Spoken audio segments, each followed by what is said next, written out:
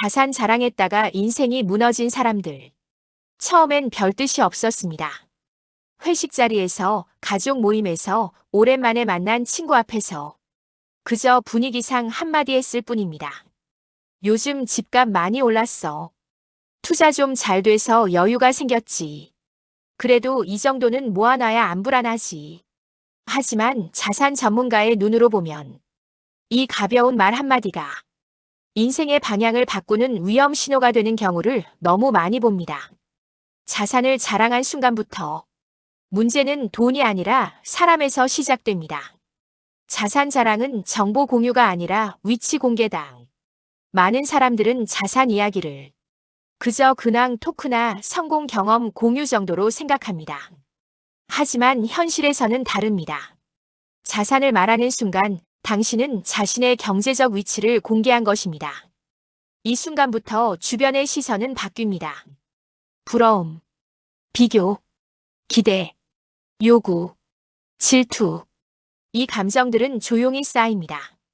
그리고 어느 순간 반드시 행동으로 나타납니다. 사례 1. 내가 좀 도와줄 수 있잖아. 자산 자랑 이후 가장 흔하게 나타나는 변화는 도움 요청입니다. 처음엔 아주 사소합니다. 잠깐만 빌려줘. 너는 여유 있으니까 괜찮잖아. 하지만 문제는 돈의 크기가 아닙니다. 관계의 방향이 바뀌는 것입니다. 한번 도와주면 다음에는 고마움이 아니라 기대가 됩니다. 거절하는 순간 당신은 인색한 사람이 됩니다. 자산을 말한 순간부터 당신은 더 이상 같은 위치의 사람이 아닙니다. 줄 수 있는 사람이 됩니다. 사례 2. 돈보다 무서운 관계의 왜곡. 자산 자랑 이후 사람들이 가장 크게 후회하는 지점은 이것입니다. 사람을 못 믿게 됐어요. 관계가 순수하지 않다고 느끼는 순간 모든 대화가 계산적으로 들리기 시작합니다. 웃음 속에 의도가 보이고 칭찬 뒤에 기대가 느껴집니다.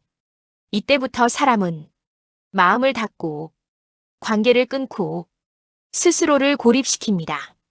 자산은 늘었지만 삶은 더 불안해집니다. 사례 3. 자산 공개는 리스크 노출이다. 자산 전문가는 자산 공개를 재무 리스크로 분류합니다. 왜냐하면 자산이 알려지는 순간 당신은 다음의 위험에 노출됩니다. 사기, 투자 권유, 보증 요청, 법적 분쟁, 가족 간 갈등, 특히 은퇴 이후나 자영업, 투자로 돈을 번 사람일수록 이 리스크는 훨씬 커집니다. 자산을 자랑한 사람들의 공통된 말이 있습니다.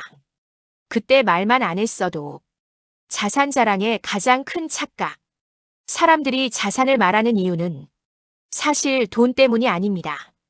인정받고 싶어서, 노력의 결과를 보여주고 싶어서, 불안을 가리고 싶어서. 하지만 자산은 인정받기 위해 드러내는 순간 지켜야 할 대상이 됩니다. 부자들이 침묵하는 이유는 겸손해서가 아닙니다. 위험을 너무 잘 알기 때문입니다. 부자일수록 자산을 말하지 않는 이유. 자산 전문가로서 고액 자산가들을 오랫동안 관찰해보면 공통점이 하나 있습니다. 그들은 자신의 자산을 축소해서 말하거나 아예 말하지 않거나 화제를 즉시 돌립니다. 왜일까요? 자산은 말하는 순간부터 관리 대상이 아니라 방어 대상이 되기 때문입니다. 말하지 않는 것이 가장 값싼 보험이기 때문입니다.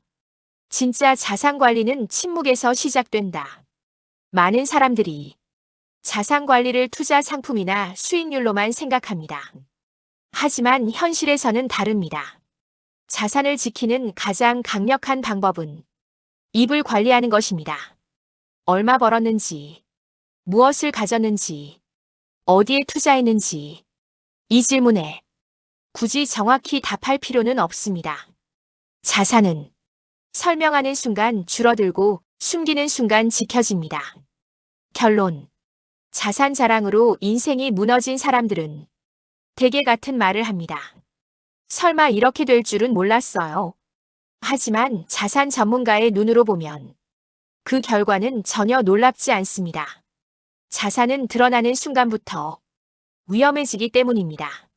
진짜 부자는 돈이 많아서 조용한 게 아닙니다. 조용했기 때문에 돈을 지킬 수 있었던 사람들입니다. 자산은 키우는 것도 중요하지만 지키는 것이 더 어렵습니다. 그리고 그 첫 번째 원칙은 말하지 않는 것입니다.